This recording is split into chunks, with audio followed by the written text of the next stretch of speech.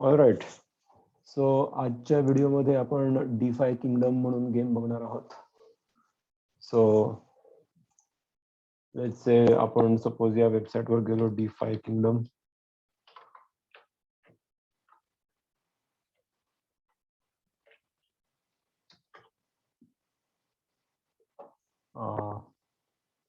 Docs.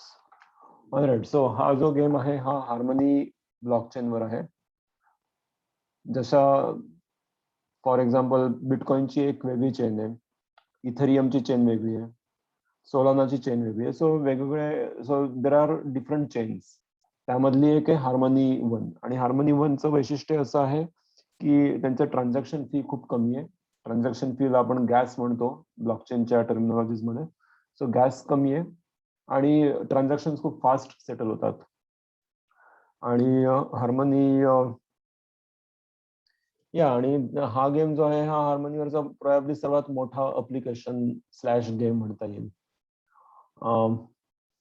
आणि game बऱ्यापैकी evolve झालाय. सो बेसिकली हा प्रोजेक्ट आला होता ऑगस्ट 2021च्या आसपास. 5-6 महिने झाले असतील. पण आणि तेव्हा त्यांनी डेव टीम जी होती ती 4 जणांची होती आणि आता त्यांची टीम वाढत वाढत 50 पर्यंत पोहोचली आहे. आणि तरी हा गेम त्यांच्या साधारण 15% की 20%च डेव्हलप झालेला आहे. अजून बराच स्कोप आहे या गेमला. बट तरी सुद्धा गेमचे मेकॅनिक्स आतापर्यंत बरेच डेव्हलप झालेत. सो मे बी एका व्हिडिओमध्ये सर्व गोष्टी कव्हर नाही होणार. पण सपोज तुम्हाला या गेमचे मेकॅनिक्स आवडले, तुम्हाला लक्षात आले तर you can give it a try. थोडं एक्सपेन्सिव्ह आहे खेळायला basically game, but I think in my opinion this game is a game changer in a way की बऱ्याच साऱ्या ब्लॉकचेनवरचे गेम्स मी बघितलेत. मेटावर्सेस अजून यायचे आहेत बरेच सारे. पण प्युअरली गेम किंवा गेमफाय की गेम फायनान्स च्या फील्डमध्ये हा गेम सॉर्ट ऑफ एक सॉर्ट ऑफ एक्झाम्पल ठरतोय. का? कारण याची कम्युनिटी लिनियरली वाढत गेली आहे. रोज नवीन 3-4 हजार युजर्स ऍड होत राहतात त्यांच्या डिस्कॉर्डवर. प्लस डेव टीम जी आहे ती पण वाढत गेली आणि डेव्हलपर्स खूप ओपन आहेत, ऍक्सेसिबल आहेत. ऑलमोस्ट प्रत्येक वीक मध्ये डेव्हलपर्सची लाईव्ह मीटिंग होते कम्युनिटी बरोबर. सो कम्युनिटी चे लोक प्रश्न विचारतात डेव्हलपर्सला, डेव्हलपर्स आन्सर्स देतात. सर्व अकाउंटेबिलिटी आहे. सो बरेच सारे पॉझिटिव्ह साईन्स आहेत बेसिकली या गेम मध्ये. आणि प्लस हा गेम आता हार्मनीवर आहे, पण पुढच्या काही दिवसांमध्ये ते अव्हलांचवर लॉन्च करतायत. अव्हलांचची वेगळी ब्लॉकचेन आहे आणि त्याच्यानंतर फॅन्टमवर लॉन्च करायचा प्लॅन आहे आणि अजून एक. सो टोटल 4 वेगवेगळ्या चेन्सवर हा गेम लॉन्च करायचा यांचा विचार आहे. आणि थोडेसे ग्राफिक्स बघून तुम्हाला, जर तुम्ही गेम खेळला असेल एज ऑफ एम्पायर्स, तर एज ऑफ एम्पायर्सची आठवण होऊ शकते. लाईक थोडंफार जेव्हा मी बघतो या मॅपकडे किंवा ओव्हरऑल गेमकडे बघतो तर थोडाफार एज ऑफ एम्पायरचा फील येतो. So alright, so let's get started. तर बेसिकली हा गेम आहे GameFi in the sense, म्हणजे गेमचं जे जॉनर म्हणता येईल आपल्याला किंवा ब्लॉकचेनचा जो ऍप आहे याचं जॉनर म्हणता येईल ते गेम फाय आहे. सो डीफाय आपल्याला माहिती आहे की डीफाय म्हणजे डिसेंट्रलाइज फायनान्स. तर डीफाय म्हणजे प्युअरली फायनान्सचे ऍप्लिकेशन झाले. पण गेम फाय म्हणजे finance through slash with game. तर बेसिकली या गेमचे जे फायनान्स अस्पेक्ट आहेत ते आपण आधी बघू. तर इथे बेसिकली तुम्ही जेव्हा सो आय मीन मला वाटतं ही विंडो दिसायला किंवा ही पूर्ण गेमची अशी विंडो दिसायला स्टार्ट प्लेइंग म्हटल्यावर, ही विंडो दिसण्यासाठी तुम्हाला मेटामास्क मध्ये हार्मनी हा ऍड करावा लागेल. हार्मनीचं बेसिकली आरपीसी.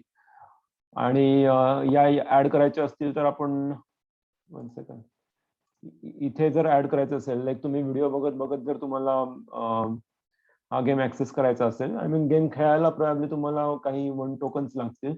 पण तुम्हाला गेम फक्त बघायचा असेल तर यू डोंट नीड इट. तुम्हाला फक्त हार्मनी इथे मेटामास्क मध्ये ऍड करावं लागेल.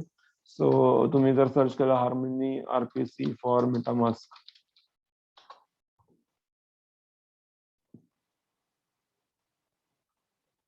तर हे adding custom RPC. So for example तुम्ही या गोष्टी ऍड केल्या आरपीसी मध्ये मेटामास्कच्या सेटिंग्स मध्ये जाऊन, तर तुम्हाला इथे मेटामास्क मध्ये तुम्हाला इथे 0-1 दिसेल, म्हणजे 0-1 टोकन्स असतील, कारण तुमचा बॅलन्स 0 असेल आणि 1 हे टोकनचं नाव झालं. सो आफ्टर दॅट तुम्हाला गेम ऍक्सेसिबल असेल आणि आपण मग गेम मधले 1-2 गोष्टी मेन बघू. सो गेमची एक bank is like one important part, आणि यांचा जो टोकन आहे गेमसाठीचं ते ज्युएल म्हणून टोकन आहे, ज्युएल. सो ज्युएलची प्राइस आता जर आपण बघितली तर साधारण $8-8.5 आहे मार्केटमध्ये. आणि जेव्हा आपण बँकेत डिपॉझिट करतो, so we can literally deposit money in bank, आणि जेव्हा आपण बँकेत डिपॉझिट करतो तेव्हा आपल्याला एक्स ज्युएल हा नवीन कॉइन मिळतो, आणि 1x Jewel equal to 1.681 Jewel, आणि ही प्राइस चेंज होत राहते, हळूहळू वाढत राहते. सो फॉर एक्झाम्पल काही आठवड्यांपूर्वी 1.3 होती, तर ही कंटिन्युअस स्लोली पण कंटिन्युअसली वाढत असते. सो बेसिकली काय आहे की तुम्ही आता या पॉइंटला सपोज विकत घेतले, लाईक आपण असं म्हटलं की 1681 ज्युएल्स विकत घेत तुम्ही बँकेत टाकले, म्हणजे 1000 ज्युएल्स मिळतील तुम्हाला. आणि मग या 1000 ज्युएलची किंमत ही आता 1.681 आहे, पण इव्हेंच्युअली 1.7 होईल. सपोज जेव्हा 1.7 होईल तेव्हा तुमच्याकडे 1000 एक्स ज्युएल आहेत. सो तुम्ही 1000 एक्स ज्युएल विकून तुम्ही 1700 ज्युएल तुम्हाला परत मिळतील, म्हणजे साधारण तुम्हाला 20 ज्युएलचा फायदा झाला जेव्हा 1.7 ज्युएलची कॉस्ट पोहोचेल तेव्हा. आणि ही ही ही कशामुळे वाढते, कारण बेसिकली बँकेमध्ये ज्यांनी डिपॉझिट केलेत त्यांना या गेम मधले जे ट्रेडिंग फीज आहेत, काही फीज आहेत ज्या मे बी आपण पुढे बघू, तर त्या फीजचा 1/3 पार्ट त्यांना मिळतो. सो बँकेमध्ये सॉर्ट ऑफ एक अमाऊंट ऍड होत राहते आणि मग ते डिस्ट्रीब्यूट करतात युजर्सकडे. बँकेचे रिटर्न्स कमी आहेत, बऱ्यापैकी कमी आहेत. आय थिंक अॅन्युअली जर बघितलं तर मे बी 30-40% पोहोचतील. सो ट्रेडिशनल फायनान्स पेक्षा जास्तच आहेत, पण क्रिप्टोच्या मानाने म्हटलं तर कमी आहे. पण बँकेत ठेवायचा फायदा असा होतो की हा गेम जसा एक्सपांड करतायत हे डेव्हलपर्स, तसे फ्री कॉइन्स मिळतात काही, किंवा फ्री एअर ड्रॉप्स म्हणतात त्यांना. तर एअर ड्रॉप्स त्यांचं जसं नवीन आता सपोज अव्हलांचवर लॉन्च होतोय गेम, तर बेसिकली ज्यांनी 100 एक्स ज्युएल पेक्षा जास्त अमाऊंट ठेवली आहे त्यांच्या अकाउंटमध्ये, तर त्यांना एक फ्री लकी ड्रॉचा स्पॉट मिळणार, राफेलमध्ये त्यांना एक पार्टिसिपेशन मिळणार, आणि जर त्यांचा नंबर आला तर मग त्यांना त्या गेममध्ये, नवीन गेममध्ये काही फ्री गोष्टी मिळतील ज्या खूप व्हॅल्युएबल आहेत. तर हा एअरड्रॉप बऱ्याच वेगवेगळ्या लेवलचे असे एअरड्रॉप्स आहेत. सो लँडचा एअरड्रॉप होतो किंवा नवीन हिरोजचा एअरड्रॉप होतो, बट बेसिकली बऱ्याच साऱ्या ठिकाणी, नॉट जस्ट या गेम मध्ये, स्टेकिंगचा फायदा असा होतो, बँकेत पैसे स्टेक करायचा फायदा हा होतो की एअरड्रॉपसाठी तुम्ही इलिजिबल होतात. अदरवाईज, आणि दुसरी गोष्ट स्टेकिंगची अशी आहे की इट्स सेफ इन अ वे, म्हणजे काय की तुम्हाला ज्युएल जेवढे तुम्ही टाकलेत तेवढे मिळणारच तुम्हाला. दुसरी एक कॉन्सेप्ट आहे लिक्विडिटी पूल, ती आपण बघणार.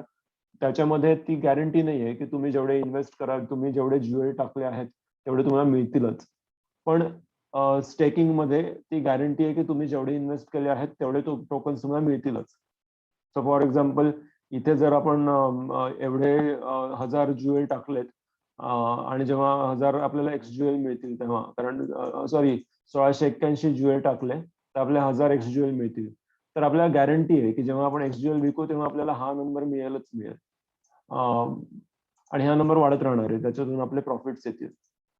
So that guarantee is there, पण रिटर्न्स कमी आहेत. सो लो रिस्क आणि लो रिटर्नचा हा प्रकार झाला बँकेतलं स्टेकिंग. आणि त्याबरोबर दुसरा जो एक प्रकार आहे त्याला आपण लिक्विडिटी पूल म्हणतो, आणि याच्यावर सेपरेट डेडिकेटेड व्हिडिओज बनतील स्टेकिंग आणि लिक्विडिटी पूलवर, पण आता एक ढोबळमानाने आपण समजून घेऊ शकतो. आणि हे दोन्ही कॉन्सेप्ट जे आहेत, स्टेकिंग आणि लिक्विडिटी पूल, या फक्त या गेमसाठीच नाहीये, तर या थ्रू आउट ब्लॉकचेनच्या डीफायच्या वर्ल्डमध्ये या रिलेव्हंट टर्म्स आहेत. सो दिस इज अ पूल. आता सपोज आपण म्हटलं ज्युएल 1 किंवा ज्युएल MIS, या दोन्ही करन्सीज झाल्या. ज्युएल FTM, तर सपोज आपण म्हटलं की ज्युएल 1 मध्ये जर कोणी इन्व्हेस्ट केले, तर लिक्विडिटी पूल मध्ये जेव्हा आपण इन्व्हेस्ट करतो तेव्हा आपल्याला दोघांचं इक्वल व्हॅल्यूची अमाऊंट टाकावी लागते. सो फॉर एक्झाम्पल, आपल्याला सपोज 100 रुपये टाकायचे या पूलमध्ये, तर आपण 50 रुपयाचे ज्युएल टाकणार आणि 50 रुपयाचे वन आपण इन्व्हेस्ट करणार. सो दोघांचे 50-50 रुपयाचं हे करून साधारण 100 रुपयाची इन्व्हेस्टमेंट टोटल होईल. आणि सो इक्वल इन्व्हेस्टमेंट बेसिकली आपण करतो. आणि जेवढी आपण इन्व्हेस्टमेंट आहे त्याच्यावर आपल्याला एवढा रिटर्न मिळणार अॅन्युअल. सो हा अॅन्युअल पर्सेंटेज रिटर्न, सो 279% हा साधारण 2 महिन्यांपूर्वी हा 700 होता. सो मी तेव्हा $1 साधारण इन्व्हेस्ट केला होता. एक नाही, $6-7 इन्व्हेस्ट केले होते. सो साधारण आपण म्हणू की 500-600 रुपये इन्व्हेस्ट केले होते. तेव्हा 700 रिटर्न होता हा, म्हणजे डेली 2%. आणि हा हळूहळू कमी होतोय आणि हा मे बी कमी होऊन एका लेवलला सेट होईल तो. आणि जेव्हा गेम लॉन्च झाला होता तेव्हा साधारण डेली रिटर्न तेव्हा अॅन्युअल रिटर्न ऑलमोस्ट 20-25 हजार% होते. म्हणजे सपोज तुम्ही ₹1 टाकलाय तर तुम्हाला त्या दिवसाला 100 मिळतील. पण तो झटकन कमी झाला, लाईक 10,000, 5,000, 2,000 असे पटकन तो कमी येतो. आणि बऱ्याच साऱ्या प्रोजेक्ट्स सुरुवातीला खूप जास्त रिटर्न्स देतात बऱ्याच सारे प्रोजेक्ट्स, कारण त्यांना इन्व्हेस्टमेंट अट्रॅक्ट करायची असते. So that's about this liquidity rate. So या अॅन्युअल म्हणजे पर डे आपल्याला साधारण एक 279/365 म्हणजे 0.75 साधारण आपण पकडू शकतो. सो 279/365 या 0.76, आणि मग हळूहळू तो कमी होईल. पण हा आपल्याला डेली किंवा इनफॅक्ट अवरली तो मिळत जातो. अवरली म्हणण्यापेक्षा तो कंटिन्युअसली मिळत राहतो. एक्झॅक्टली डोंट नो किती मिनिटाला जनरेट होत आहेत. आणि मग बेसिकली यांनी काय केलंय की जे रिटर्न्स मिळतात आपल्याला त्यातले 1/3 रिटर्न ते लगेच आपण विथड्रॉ करू शकतो. लाईक प्रत्येक दिवसाला लोक क्लेम करतात. आपणही क्लेम करू शकतो प्रत्येक दिवसाला. आणि 2/3 अमाऊंट जी आहे ती लॉक राहते आणि ती काही महिन्यानंतर हळूहळू अनलॉक होईल. आणि हे त्यांनी मुद्दामून तयार केलेलं, कारण जेव्हा जास्त रिटर्न्स देतोय तेव्हा मार्केटमध्ये जास्त सप्लाय होऊ शकतो त्याचा, आणि मग तो सप्लाय कंट्रोल करण्यासाठी त्यांनी लॉकिंग केलंय की तुम्हाला जे काही रिवॉर्ड मिळतील त्यातला काही पार्ट अनलॉक आहे तो तुम्हाला लगेच ऍक्सेसिबल राहील, पण काही पार्ट आहे तो तुम्हाला नंतर मिळेल आणि तो नंतर विथ टाइम मिळत जाईल. आणि याचं सगळं डिटेल्ड डॉक्युमेंटेशन त्यांनी केलेलं आहे. आणि इनफॅक्ट जर तुम्हाला गेम खेळायचा असेल तर you have to read this entire description. In fact मला या गेमवर स्टडी करत बऱ्यापैकी वेळ गेला. आय मीन बरेच व्हिडिओज बघितले, डिस्क्रिप्शन वाचलं, त्याच्यानंतर त्यांची कम्युनिटी आहे डिस्कॉर्ड, त्या कम्युनिटीमध्ये लोकांशी इंटरॅक्ट करून दुसऱ्या लोकांचे काय प्रश्न आहेत वगैरे वगैरे बऱ्याच गोष्टी बघून एक काइंड ऑफ अंडरस्टँडिंग तयार झाली आहे. पण this is a sort of, as I am saying, it's a model game. त्याच्यामुळे जरी तुम्ही हा गेम काही खेळला नाहीत पण तुम्ही समजून घेतला तर तुम्हाला नवीन येणाऱ्या प्रोजेक्ट्सवर लवकर ग्रास्प येऊ शकते.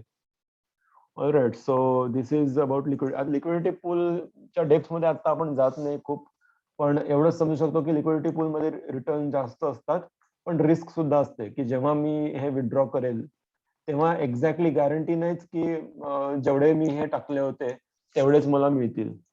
सो तिथे इम्परमनंट लॉस म्हणून एक कॉन्सेप्ट येते. इम्परमनंट लॉस म्हणून एक कॉन्सेप्ट येते आणि ही समजायला थोडीशी कॉम्प्लिकेटेड म्हणू शकतो, पण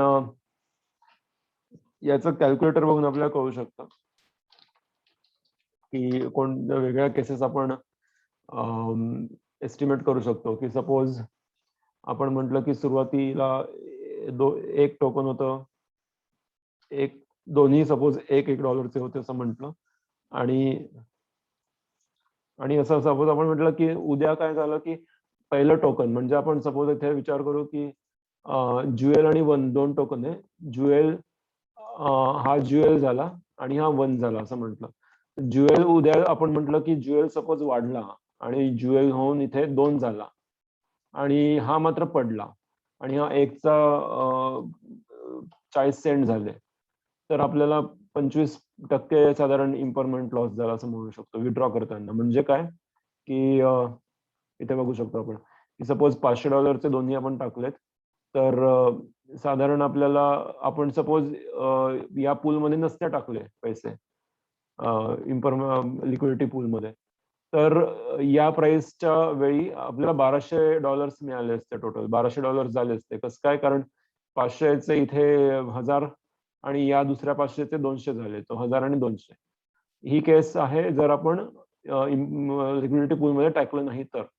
आणि सपोज आपण जर लिक्विडिटी पूलमध्ये टाकले आणि आपल्याला साधारण असे 223 टोकन मिळाले ए चे आणि 118 मिळाले, तर आपण बेसिकली 894 ची लिक्विडिटी प्रोव्हाइड करतोय.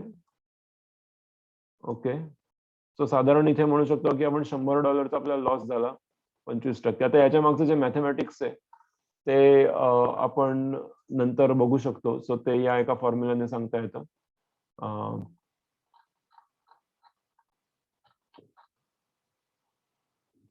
Okay. So constant formula, so त्याचं नाव आहे constant product formula. Constant product formula under XY equal to K.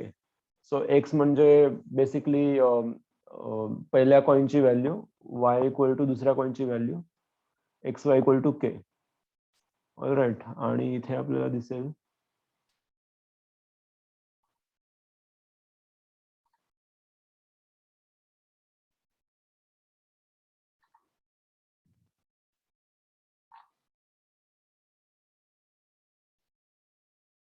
X and Y are reserves of 2 tokens. म्हणजे suppose the actual worth of this coin की जेवढी त्या पूलमध्ये invested आणि actual worth of the other coin की जी त्या पूलमध्ये invested आहे, त्यांचं मल्टिप्लिकेशन हे कॉन्स्टंट पाहिजे. दॅट इज या विषयावर एक सेपरेट व्हिडिओज लागेल ऍक्च्युली.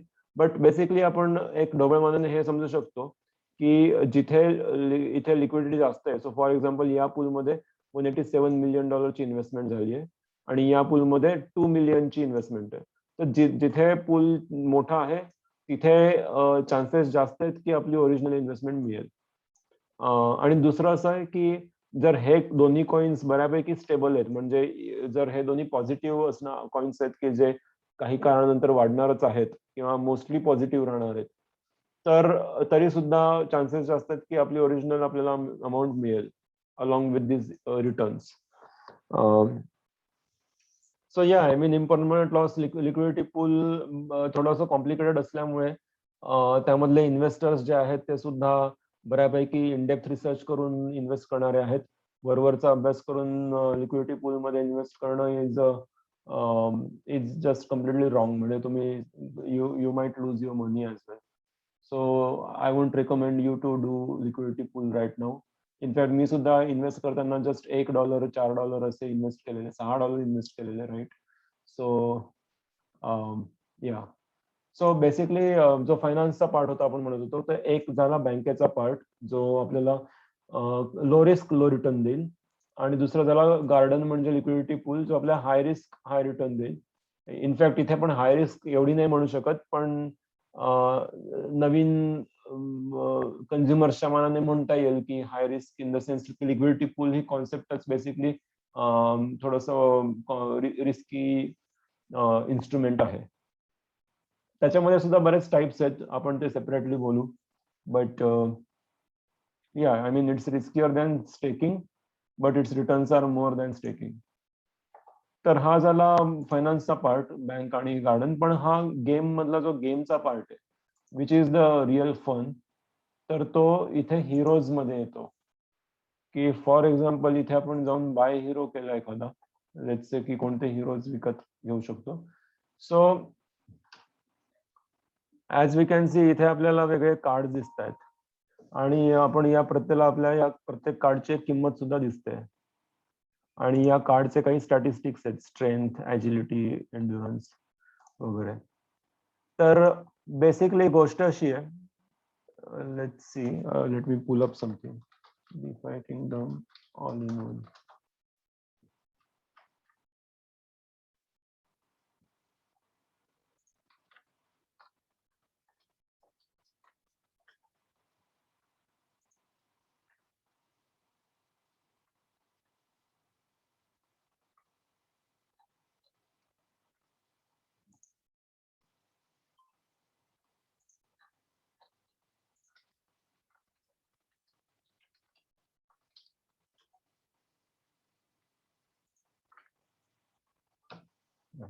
सो बेसिकली हे जे आहेत, जे आपल्याला इथे कार्ड दिसत आहेत,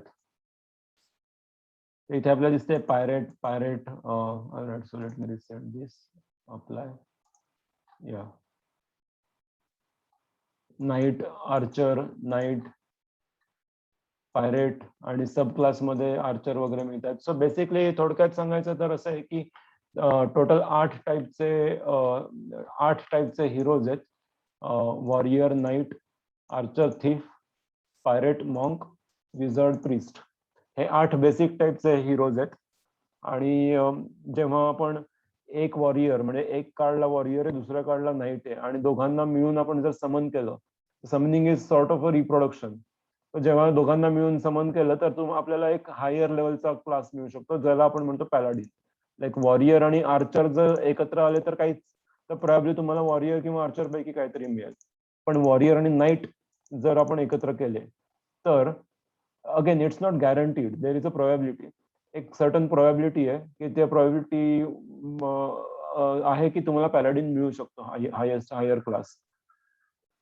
अदरवाईज तुम्हाला वॉरियर किंवा नाईट मिळेल. तसंच जर तुम्ही पायरेट आणि मॉन्क या दोघांना मिळून समन केलं तर तुम्हाला निंजा मिळायची प्रोबॅबिलिटी आहे थोडीफार.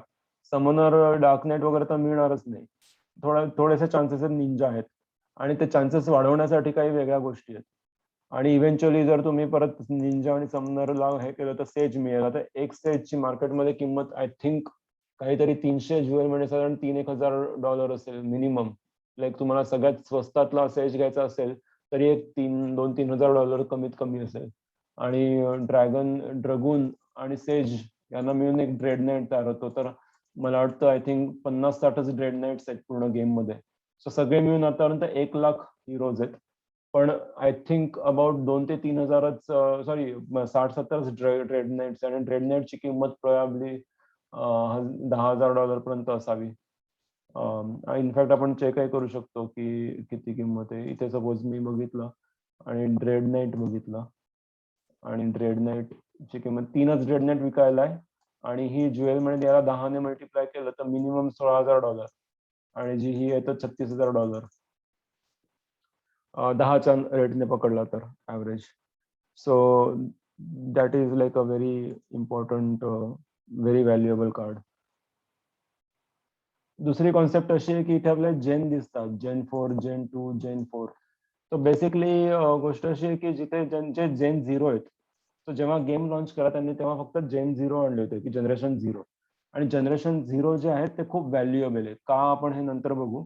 पण तुम्ही जर बघाल तर जनरेशन 0 ची मिनिमम किंमत, इथे आपण प्राइस असेंडिंग मध्ये आलोय, तर एखादा जनरेशन 0 घ्यायचा असेल $40,000 आपल्याला ते कार्ड मिळेल. सो जे 2600 जनरेशन 0चे कार्ड्स आहेत, आणि throughout the life of this game there will always be 2600 gen 0 only. There will not be any single more gen 0 card. तर दॅट इज, हे ब्लॉकचेनचं वैशिष्ट्य आहे की काही गोष्टी आहेत त्या काळ्या दगडावरची रेषेसारख्या आहेत बेसिकली, की एवढा म्हणजे एवढाच नंबर, त्याच्या पलीकडे त्यात काहीच चेंज होणार नाही. तर बेसिकली असं आहे की जेन 0 जर 2 जेन 0 एकमेकांना समन केलं तर नवीन जे कार्ड मिळेल ते जनरेशन 1चं मिळेल. आणि जनरेशन 1ला मॅक्झिमम 10च समन्स अवेलेबल आहेत. सो आपण बघितलं की दोन कार्ड जर आपण समनिंगला लावले, समनिंग म्हणजे एक प्रकारे आपण म्हणू शकतो की तुम्ही समन करतायत, म्हणजे तुम्ही बोलावतायत, एक प्रकारे त्याला रिप्रोडक्शन नाही म्हणू शकतो. तर जेव्हा एखादा जेन 0 2 जेन 0 इन्फायनाईट वेळा समनिंग करू शकतात, पण जेन 1 हा 10च वेळा समन करू शकतो. सो इथे आपण बघू शकतो की आपण सपोज जेन 1चा कार्ड घेतला, जनरेशन 1, तर इथे आपल्याला मॅक्झिमम 10 दिसतंय, इथे नंबर हा मॅक्झिमम 10 दिसतोय. आता याचा अर्थ काय की याने 5 समन ऑलरेडी केलेत आणि 5 बाकी आहेत, कारण टोटल कॅपॅसिटी 10 आहे. इथे 10ची कॅपॅसिटी आहे पण 4 समन्स अवेलेबल आहेत, म्हणजे हा 4 वेळा समन करू शकतो. आता समन करताना पण कॉस्ट लागते, आणि हा बऱ्यापैकी कॉम्प्लिकेटेड टॉपिक आहे, सो तो आपण पुढच्या व्हिडिओज मध्ये बोलू. पण बेसिकली दॅट्स अबाउट समनिंग, की समनिंग हा खूप इम्पॉर्टंट पार्ट आहे की किती समनिंग लेफ्ट आहेत. सो जनरेशन 1 कधी 10च करू शकतो, आणि म्हणून जनरेशन 1 बऱ्यापैकी आपल्याला स्वस्तात सापडतात की 50ने सुरू झाले. पण जनरेशन 0 म्हणजे काय की ते इन्फायनाईट वेळा बेसिकली समन करू शकतील नवीन हिरोजला, आणि त्याच्यामुळे एका प्रकारे ते नवीन नवीन नवीन कार्ड मार्केटमध्ये आणू शकतात आणि विकू शकतात. सो त्याच्यामुळे जनरेशन 0 ची कॉस्ट खूप महाग आहे. आता बेसिकली पुढचा पॉइंट असा आहे की याच्यामध्ये आपल्याला प्रोफेशन्स काही आहेत. सो फॉर एक्झाम्पल इथे आपण प्रोफेशन बघू शकतो की फॉरेजिंग, मायनिंग, फिशर आणि गार्डनर असे 4 प्रकारचे प्रोफेशन आहेत. आणि प्रत्येक प्रोफेशन केलं की काही वेगवेगळे रिवॉर्ड्स मिळतात. लाईक फॉर एक्झाम्पल जर आपण फिशिंग केलं, तर फिशिंग केल्यावर आपल्याला काही मासे मिळतात, त्यातले काही दुर्मिळ असू शकतात. काही एग्ज मिळतात, काही क्रिस्टल मिळू शकतात. मायनिंग केलं तर आपला हा जो लॉक ज्युएल आहे, की आपण बघितलं की 1/3 लगेच मिळतो, 2/3 ला वेळ लागतो. तर ते 2/3 ला जो वेळ लागतो, तो वेळ कमी करू शकतो, जर आपण मायनिंगला लावलं तर.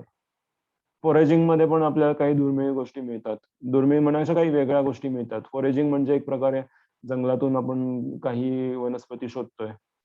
आणि गार्डनिंग मध्ये फायदा असा आहे की जिथे आपला रेट आपण बघितला 279% मिळत होता, तर तो आपल्याला जास्त मिळू शकतो गार्डनिंगला लावलं तर. सो असे प्रत्येकाचे वेगळे फायदे आहेत. आणि प्रत्येक कार्डला, प्रत्येक हिरोला एक सेट केलेला असतो, आपला एक प्रोफेशन सेट केलेलं असतं. सो फॉर एक्झाम्पल हा कार्ड बघितला की थीफ आहे, पण थीफला आपल्याला दिसतंय की याचं मेन प्रोफेशन गार्डनिंग आहे.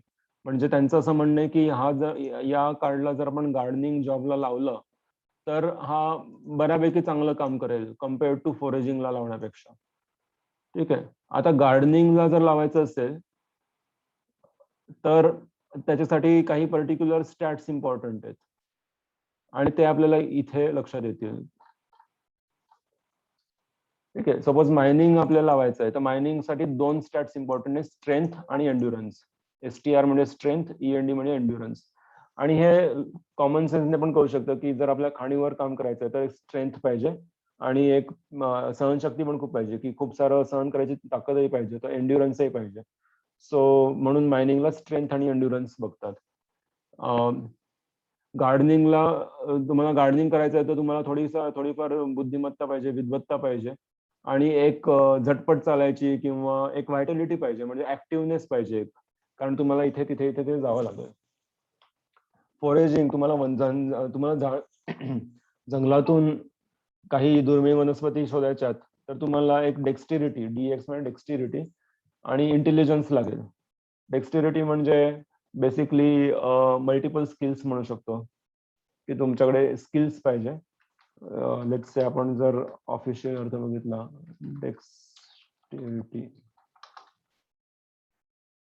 Skill in performing task, right. Skills म्हणता येईल, स्पेशली विथ हँड्स, की हाताची कमाल बेसिकली म्हणू शकतो. आणि इंटेलिजन्स, बुद्धिमत्ता पाहिजे. आणि फिशिंग जर करणार असू, तर लक, LUC म्हणजे लक आणि ॲजिलिटी म्हणजे चपळता. तर एक चपळता आणि लक या 2 गोष्टी पाहिजे. चपळता म्हणजे मासा गळायला लागला की पटकन खेचायचं. तर that is like sort of an agility. तर असं आपण रिलेट करू शकतो. तर जेव्हा आपण आता याला बघू की गार्डनिंगला लावायचं आहे, तर गार्डनिंगला आपल्याला माहिती आहे की गार्डनिंगला कोणत्या गोष्टी लागतात, विजडम आणि व्हायटॅलिटी. सो इथे आपण म्हणणार विजडम आणि व्हायटॅलिटी 7 आणि 6 13. सो 13 हा टोटल गार्डनिंगचा स्कोर याचा होऊ शकतो. तर मग आपण बघणार दुसरे कार्ड्सच्या वेळी की हा 13 चांगला आहे की दुसरा जो आहे तो गार्डनिंगला असेल. आता हाही गार्डनिंगला आहे. याची विजडम आणि व्हायटॅलिटी 16 आहे आणि याची 13 आहे. सो बेसिकली आपण असं म्हणू शकतो की हा कार्ड गार्डनिंगला जरा जास्त रिटर्न्स देईल. कारण याचा गार्डनिंग मेन प्रोफेशन आहे. वरून याच्याकडे व्हायटॅलिटी आणि विजडमचे दोघांचा मिळून स्कोर जो आहे तो जास्त, तो बऱ्यापैकी चांगला आहे, 16 कम्पेअर्ड टू हा 7 + 6 13. ठीक आहे. अशा पद्धतीने आपण कम्पेअर करू शकतो 2 कार्ड. आणि बरेच वेगवेगळे पद्धती आहेत कम्पेअरिंगच्या. ही एक एक पद्धत झाली बेसिकली. आणि हे प्रोफेशन्स जे आहेत हे आता आलेत, की जे आपण म्हटलं की गेम साधारण 15-20% डेव्हलप झालाय. पुढच्या काही महिन्यांमध्ये प्लेयर वर्सेस प्लेयर, म्हणजे बेसिकली हे आमने-सामने राहून सॉर्ट ऑफ लाईक लढाई होऊ शकते. आणि तेव्हा वेगळे प्रोफेशन्स असतील, अजून येतील आणि तेव्हा त्यांच्या स्टॅट्सचे कॉम्बिनेशनही बदलतील. तर बरीच डेव्हलपमेंट होते. आणि डेव्हलपर्स त्यांच्या ज्या वीकली मीटिंग असतात त्याच्यामध्ये थोड्याफार हिंट देत राहतात. त्याच्यावरून ही गोष्ट जरा लक्षात आली की पुढे जाऊन नवीन प्रोफेशन्सही येतील आणि नवीन कॉम्बिनेशनही येतील स्टॅट्सचे.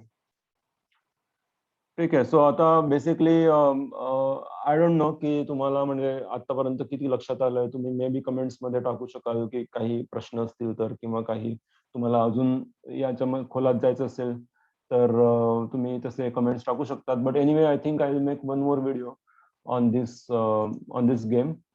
पण आता quickly what I will do की माझ्याकडे एक हिरो आहे आणि हा हिरो मी 98 ज्वेलला घेतला होता, लाईक $980 विकत घेतलेला. जनरेशन 1चा आहे की ज्याच्याकडे 7 समनिंग बाकी आहेत. 10 होत्या. मी एकही समन केलं नाहीये ऍक्च्युली. हे 7 आधीच कोणीतरी केले होते 3 समन्स.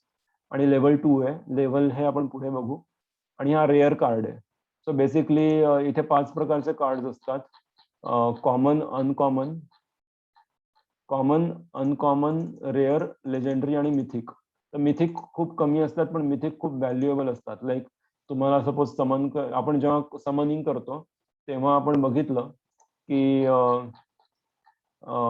वॉरियर आणि नाईटने पॅलाडिन मिळेल. पण सपोज तुमचा जो वॉरियर आहे तो वॉरियर रेअर असेल, म्हणजे कॉमन वॉरियर पण असू शकतो, रेअर पण असू शकतो. सपोज तुमच्याकडे रेअरचा वॉरियर असेल आणि रेअरचा नाईट आहे, तर तुम्हाला रेअरचा पॅलाडिन रेअर पॅलाडिन मिळायचे चान्सेस जास्त आहे. आणि जर तुम्हाला रेअर कार्ड मिळालं तर basically it's like a lottery in a way, कारण त्याची व्हॅल्यू खूप जास्त राहणार आहे मार्केटमध्ये. सो इनफॅक्ट आता आपण बघितलं की सपोज लेट्स से आपल्याला मिथिक बघायचे असतील की कोणता पण एखादा मिथिक लेवलचा हिरो कितीला आहे असं बघितलं आपण, तर इथे मी रेअरिटी सपोज मिथिक करतो आणि generation it could be any. ठीक आहे. सो मिथिक कोणताही एकदम साधा जरी घेतला तरी 350 मिनिमम, म्हणजे $3500 मिनिमम कॉस्ट आहे. आणि पटकन वाढते हे तुम्ही बघू शकाल इथे. ऑलमोस्ट 500, 12व्या 14व्या कार्डला $5000 पर्यंत पोहोचली ऑलमोस्ट. 500 ज्युएल पर्यंत पोहोचली आहे, which is a big number. आणि लेजेंडरी जर बघितलं आपण तर लेजेंडरी हा थोडा स्वस्त असावा, 140. आणि माझ्याकडे जो आहे तो रेअरचा आहे. सो रेअर हा थोडा अजून कमी रेंजमध्ये येईल, 57 पासून सुरुवात आहे. पण अगेन हा जेन 3 आणि याला 2 वेळा समनिंग करता येईल. आणि जेवढी जास्त जनरेशन तेवढं महाग होत जातं समनिंग. या सगळ्या गोष्टी पुढच्या व्हिडिओजमध्ये येतील. पण आता आपण आपला जो हिरो आहे त्या हिरोला बेसिकली प्रोफेशनला लावू. सो इथे एक्सपिरियन्स बघतोय आपण 3000 पैकी 2200. जेव्हा 3000 3000 पर्यंत पोहोचेल तेव्हा मी याला लेवल 3 ला अपग्रेड करू शकतो. आणि मी जेव्हा अपग्रेड करेल तेव्हा हे सगळे नंबर्स मध्ये ऍडिशन होऊ शकते, म्हणजे एक वाढ होऊ शकते. आणि फिशिंग मध्ये माझा स्कोर 6.5 आहे, कारण फिशिंग करत करत बऱ्यापैकी पुढे फिशिंग म्हणजे बऱ्यापैकी नंबर वाढवलाय हा. आणि हा एक्सपी कसा वाढतो, आपण क्वेस्ट केल्याने. आणि क्वेस्ट म्हणजे कोणती क्वेस्ट करणार मी, फिशिंगची, कारण याचं ऑफिशियल प्रोफेशन जे आहे ते फिशिंग आहे. सो मी या हिरोला फिशिंगवर लावेल आणि फिशिंगवर लावून मला 2-3 गोष्टी मिळतील. एक म्हणजे मला हा पॉइंट वाढेल फिशिंगचा. दुसरा म्हणजे मला काही रेअर फिश किंवा वेगळ्या गोष्टी मिळतील. आणि तिसरं मला एक एक्सपिरियन्स मिळेल. आणि त्याच्यामुळे जसं मी 3000 पर्यंत पोहोचेल तसं मी लेवलिंग करू शकतो. आणि हा पायरेट मेन आहे. She is a female. Arctic background आहे आणि या बॅकग्राऊंडचा अजून काही संबंध नाहीये गेम मध्ये, पण इव्हेंच्युअली येईल काहीतरी. आणि फायर एलिमेंट आहे. अगेन त्याचाही काही जास्त संबंध नाहीये इतका. So that's it. हा 90,915 नंबरचा कार्ड आहे. आणि आता मला वाटतं 1,00,000च्या वरती गेले, 1,10,000 पर्यंत असावेत बहुतेक नवीन कार्ड. तर आता आपल्याला याला कामाला लावायचं आहे सपोज. तर आपण इथे फिशिंग वर जाणार, स्टार्ट. आणि इथे आपण म्हणणार की 20 सेकंद एका क्वेस्टला लागतील. सो बेसिकली आपण आपला हिरो सिलेक्ट करणार आणि आपण म्हणतोय की ओके, हा एक गोष्ट मी सांगायची राहिली की स्टॅमिना इथे 26 पैकी 26 आहे. ठीक आहे. तो बेसिकली काय आहे की एका चक्कर लावायला, म्हणजे एक क्वेस्ट म्हणजे एक चक्कर समजू आपण, तर एक चक्कर 5 स्टॅमिना घेणार. म्हणजे जर हिरो फिशिंगचा असेल तर त्याला 5 स्टॅमिना लागेल. तर आपल्याकडे 26 टोटल स्टॅमिना होते. तर मग आपण 5-25 म्हणजे आपण 5 अटेम्प्ट एकाच वेळी करू शकतो. सपोज माझा जर स्टॅमिना 24 असता तर आपण 4च करू शकलो असतो, कारण 5-20 आणि उरलेले 4 आहेत, पण आपल्याला 5 पाहिजे राउंड फिगर. सो आपण 4 वेळाच अटेम्प्ट करू शकलो असतो, पण आता आपण 5 एकाच वेळी लावू शकतो. तर म्हणून मी 5 एकाच वेळी लावेल. मग यांचे सगळ्यांचे स्टॅमिना डायरेक्ट 1 वर येईल, कारण 26 मधून 25 वजा होतील. एकाला 5 असं पकडलं तर 5 25 लागेल. 26 आपला टोटल स्टॅमिना आहे, इथे दिसतोय आपल्याला 26 स्टॅमिना आहे. तर एकच स्टॅमिना उरेल. मग एका स्टॅमिनावर आपण आपला हिरो परत कामाला लावू नाही शकत. तर 20 मिनिटांनी एकदा रिफिल होईल. म्हणजे त्याचा स्टॅमिना भरायला जर 25 स्टॅमिना भरायचे असतील तर 25 आणि 25 स्टॅमिना भरायचा आहे आपल्याला, आणि एका स्टॅमिनाला 20 मिनिटं लागतात. तर 500 मिनिटं लागतील. 500 मिनिटं म्हणजे साधारण एक 8 तास आपण पकडू शकतो. तर 8 तासांमध्ये पूर्ण रिप्लेनिश होईल. मग आपण परत त्याला कामाला लावू शकतो.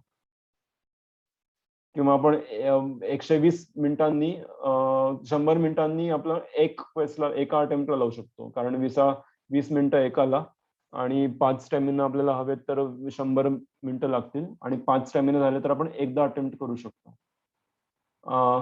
मग आपण बघितलं की प्रत्येक ट्रान्झॅक्शन जे आहे ब्लॉकचेनवरचं ते ऍक्च्युली साइन करावं लागतं. इन द सेन्स की प्रत्येकाला फी लागते, एक गॅस फी लागते. तर इथे 0.021 लागेल मला. तर कन्फर्म करतो मी, आणि मग हे अप्रूव्ह झालं. आता ऍक्च्युली काय होतंय बॅकग्राऊंडमध्ये, की हार्मनीचे जे व्हॅलिडेटर्स आहेत, हार्मनी चेनचे, ते आता हे ट्रान्झॅक्शनला व्हॅलिडेट करतायत. आणि मग त्यांनी व्हॅलिडेट करून ते बेसिकली अप्रूव्ह करतील, आणि अप्रूव्ह झालं की हे ट्रान्झॅक्शन क्लिअर झालं असं म्हणू शकतो. आता आपले हे कामाला आहेत हिरो. 2 मिनिटानंतर हा बटन इनेबल होईल.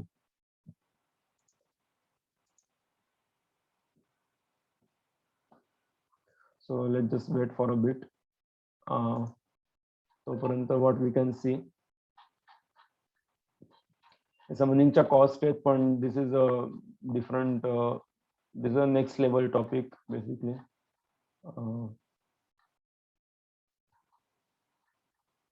इथे आपण असं बघू शकतो की चान्स आहेत बेसिकली. म्हणजे काय की सपोज तुम्ही दोन कॉमन हिरोने समनिंग केलं, तर जो नवीन हिरो येईल 58% चान्स आहे की तो कॉमनच राहील, आणि 27% चान्स आहे की तो अनकॉमन राहील. आणि तेच जर तुम्ही मिथिकने केलं, की 2 मिथिक सपोज लावलेत, 2 मिथिक मिळून समनिंग करतायत, तर 40% चान्स आहे की कॉमन राहील, आणि 32% चान्स आहे की तो अनकॉमन राहील, आणि 3.5% चान्स आहे की तो मिथिक असेल. लाईक सपोज 2 कॉमनने आपण लावलं तर 0.5% चान्स आहे की मिथिक येईल. म्हणजे खूपच कमी चान्स आहे की मिथिक तुम्हाला मिळेल. पण जर तुम्ही 2 मिथिकने समनिंग करतायत तर 3.5% चान्स आहे की तुम्हाला एक मिथिक मिळेल. आणि जर तुम्हाला मिथिक मिळाला तर it's actually a very good money or return on your investment. आणि इनफॅक्ट हे सगळे हिरोज आता फक्त या प्रोफेशन्स मध्ये कामात येत आहेत, पण इव्हेंच्युअली हे प्लेअर वर्सेस प्लेअर किंवा प्लेअर वर्सेस एन्व्हायरमेंट, P2P आणि PVP आणि PVE, प्लेअर वर्सेस एन्व्हायरमेंट, असे यांचे गेमचे नवीन मॉडिफिकेशन्स येणार आहेत. तर तेव्हा हे हिरोज बरेच युजफुल राहतील. तेव्हा हे हिरोज ऍक्च्युली वेगळ्या पद्धतीने पण यूज केले जातील. सो झाला आपल्याला. आता आपण कम्प्लीट करू क्वेस्ट. सो कम्प्लीट करताना अगेन आपल्याला ट्रान्झॅक्शन साइन करावं लागेल. So will pay the fee, आणि ट्रान्झॅक्शन पूर्ण झालं की आपल्याला कळेल की आपल्याला या 5 चक्कर मारल्यावर आपल्याला काय रिवॉर्ड मिळाला.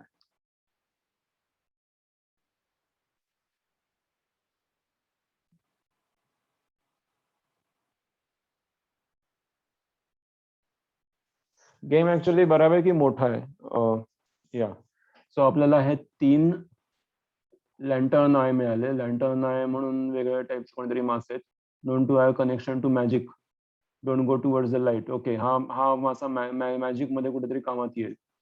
आणि iron scale is another type of fish actually. 1 second.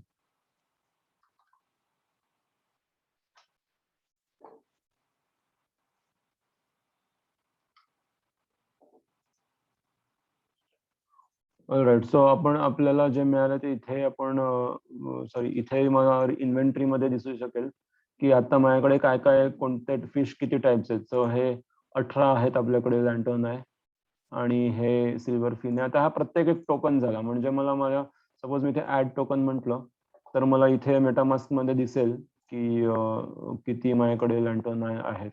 So basically background मध्ये आपण असं समजू शकतो की हे एक टोकन झालं. जसं हार्मनी 1 ही करन्सी आहे पण फॉर नाऊ आपण असं समजू शकतो हे टोकन आहे. तर हे सगळे टोकन्स आहेत. तसं हे इथे आपल्याकडे म्हणजे हा टोकनचा एक कॉन्ट्रॅक्ट एक ऍक्च्युली ऍड्रेस इंटरनेटवर हार्मनीच्या ब्लॉकचेनवर ऑलरेडी लॉन्च केलाय की जो कधी चेंज होणार नाहीये त्याचा कॉन्ट्रॅक्ट. आणि चेंज झाला तर तो नवीन ऍडिशन होईल, एडिट नाही होणार. सो म्हणून आपण इथे एक हे ऍड करू शकतो आणि नंतर इनफॅक्ट आपण हे विकूही शकतो. सो याची पण एक मार्केट प्लेस आहे. आपण लेट्स से कुठे गेलो आपण मार्केट प्लेसला गेलो आणि इथे वेंडर कडे गेलो आणि बाय आयटम किंवा सॉरी सेल आयटम, तर आपण हे विकू शकतो काही गोल्डला. म्हणजे आता सपोज माझ्याकडे हे शिमर स्केल आहे. शिमर स्केल साधारण मी 60 गोल्डला विकू शकतो आणि गोल्ड दुसऱ्या ठिकाणी कामात येईल. मी गोल्डने विकू शकतो बेसिकली. किंवा इनफॅक्ट त्याचा दुसरा यूज असा पण आहे की इथे अल्केमिस्ट मध्ये आपण नवीन पोशन्स करू शकतो. So for example anti blinding पोशन. म्हणजे आता हे फक्त माझं लॉजिक झालं बेसिकली की त्यांचा जेव्हा गेम येईल प्लेअर वर्सेस प्लेअर तेव्हा कोणाकडे तरी पॉवर असेल की ब्लाइंड करायची पॉवर असेल, आंधळं करायची. विझार्ड किंवा प्रिस्ट कडे असेल आंधळं करायची पॉवर. तर मग त्याच्यापासून वाचवायला जर तुमच्याकडे हे असेल तर मग ते तुम्हाला बेसिकली तुम्ही ब्लाइंड होणार नाही. म्हणजे तुमचा हिरो ब्लाइंड होणार नाही कारण तुमच्याकडे ऑलरेडी हे पोशन आहे. अशा पद्धतीने हे यूज होऊ शकतं असं मला वाटतं. कारण हे अजून यूज मध्ये आले नाहीयेत. पण आपण इथे स्टॅमिना म्हणू शकतो. आता स्टॅमिना व्हायला म्हणजे काय की आपण बघितलं की आता आपल्याला पूर्ण 25 स्टॅमिना रिकव्हर करायला 500 मिनिटं लागतील. पण जर स्टॅमिना व्हायल आपल्याकडे असता तर आपल्याला लगेच स्टॅमिना मिळाला असता. मग स्टॅमिना व्हायल एकतर आपण विकत घेऊ शकतो मार्केट प्लेस मधून किंवा हे आपल्याकडचे जे आहेत मासे त्यांचं कॉम्बिनेशन आपण प्रत्येकाचं कॉम्बिनेशन ऍड करून आपण स्वतः तयार करू शकतो. आता माझ्याकडे हा आहे आणि हा आहे पण बाकीचे नाहीयेत. हे सगळे जर असतील तर मी स्वतःच एक स्टॅमिना व्हायल तयार करून तो विकता आला असता मला. सो या I think that's about it in this video. साधारण पुढच्या काही दिवसांमध्ये आय थिंक एका महिन्याच्या आसपास म्हणजे त्यांनी Q1 सांगितलंय बेसिकली फर्स्ट क्वार्टर मध्ये. अव्हलांच चेनवर पण हे आणतील त्याच्यामुळे बऱ्यापैकी गेमला अजून बराच स्कोप आहे पुढे वाढायचा. आणि लँड्स त्यांनी रिसेंटली आणल्यात आणि लँड्स ऍक्च्युली त्यांनी फ्री एअर ड्रॉप दिला होता. म्हणजे ज्यांनी बँकेमध्ये सर्टन अमाऊंटच्या वरती $1000 वरती इन्व्हेस्टमेंट करून ठेवली होती बँकेत त्यांना लकी ड्रॉ मध्ये ही लँड मिळाली. आणि या लँडचा अजून काही यूज नाहीये पण इव्हेंच्युअली बऱ्याच गोष्टी होतील लँडवर. लँडवर तुम्ही बिल्डिंग बांधू शकतील, टॉवर बांधू शकतील, तुम्ही वेपनची फॅक्टरी बांधू शकाल वगैरे वगैरे. अजून खूप गोष्टी त्यांनी सांगितल्या नाहीयेत पण लँडवर बऱ्याच गोष्टी होतील बेसिकली. आणि मग there might be fight between two lands वगैरे वगैरे. तर आता जर तुम्ही लँडची किंमत बघितली लेट्स से आपण इथे कॅसलला गेलो आणि इथे इथे सपोज आपण लँड विकायला बघितली तर सगळ्यात स्वस्त साधारण 34,000 ज्युएल म्हणजे $3.5 लाख ऑलमोस्ट ला सगळ्यात स्वस्त लँड आहे. आणि बाकी या $1 लाख पोहोचतील. 1 लाख नाही $10 लाख ऑलमोस्ट कारण 99,000 ज्युएल आहेत. आणि 5 लाख ज्युएल म्हणजे $50 लाख टाकलेली आहे साधारण. ठीक आहे अजून कोणी प्रॉब्ली विकत घेतल्या नसतील land but that is the kind of economy in this game. म्हणजे इकॉनॉमी खूप मोठी आहे आणि गेम लँडला डिमांडही खूप आहे.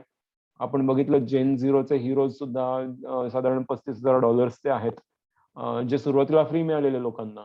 आय मीन लिटरली ज्यांना फ्री मिळाले त्यांनी त्यांच्या व्हिडिओज मध्ये आय मीन मी काही व्हिडिओ बघत होतो युट्यूबवर तर लोकांनी 2-3 लोकांनी त्यांचे जॉब कम्प्लिटली सोडलेत. US मधले लोक होते. एकाने घर विकत घेतलं एक मुलगी होती ती she move to Europe for living completely with this game. So लोकांनी लाईफ चेंजिंग मनी ऍक्च्युली या गेम वरून बनवलेत. आणि अजूनही I think we are just like 20%, less than 20% I think in the development of this game. आणि again as I said, हा model game असा दिसतोय कारण जेवढी एंगेजमेंट या गेमला आहे, जेवढी कम्युनिटी जेवढी सपोर्टिव्ह आहे या गेमला, तेवढी मी दुसऱ्या कोणत्या प्रोजेक्टला अजून बघितली नाहीये. आणि या I mean the other thing is की बऱ्याच साऱ्या गोष्टींमध्ये again one important thing is की मोठे मोठे डिसिजन्स सगळे मिळून घेतात. सो फॉर एक्झाम्पल तुमच्याकडे जर बँकेत हे XGL असतील तर तुम्ही स्वतः वोटिंग करू शकतात. सो कधी कधी काय होतं की टीम सर्वांनाच विचारते की आम्ही असं असं करतोय तर काय वाटतं तुम्हाला, म्हणजे हा करायला पाहिजे की नाही. So people can vote. So in fact कम्युनिटीला पण एक से असतो की त्यांना त्यांचं मत सांगायचा एक मार्ग आहे. आणि मग ते त्यांचं वोट देऊन जी मेजॉरिटी प्रमाणे बेसिकली ते डिसिजन घेतला जातो. सो असं पण कम्प्लिटली नाहीये की टीम म्हणेल तसंच होईल. थोडासा कम्युनिटीकडे पण थोडासा काइंड ऑफ पॉवर आहे. आणि आपण बघू शकतो की TVL म्हणजे टोटल व्हॅल्यू लॉक्ड. तर $600 मिलियन आतापर्यंत या गेममध्ये टोटल आता या क्षणी इन्व्हेस्टेड आहेत. तर ही इन्व्हेस्टमेंट काय आहे की बँक आणि स्टेकिंग मिळून म्हणजे लिक्विडिटी पूलमध्ये 446 मिलियन इन्व्हेस्टेड आहे. बँकेत 158 मिलियन इन्व्हेस्टेड आहेत. सगळे मिळून $605 मिलियन लोकांनी आतापर्यंत या गेम थ्रू इन्व्हेस्ट करून ठेवलेले आहेत. So that is the kind of economy. But by far this hero जे आपण बघितलं ते सर्वात इंटरेस्टिंग पार्ट आहे. या आणि नवीन काही कसे अपडेट्स येतील तसे प्रॉब्ली मी याच्यावर व्हिडिओज बनवेल, बिकॉज मी हा गेम ऍक्च्युली ऍक्टिव्हली खेळतोय. सो गेमचे मेकॅनिक्स स्टडी करतोय. सो जसे जसे नवीन गोष्टी कळतील तशा मी अपडेट करत राहील. प्रॉब्ली काही लोकांना इंटरेस्ट येईल या गेम मध्ये आणि मे बी काही प्रश्न असतील तर तुम्ही कमेंट्स मध्ये विचारू शकतात. थँक्यू. Bye bye.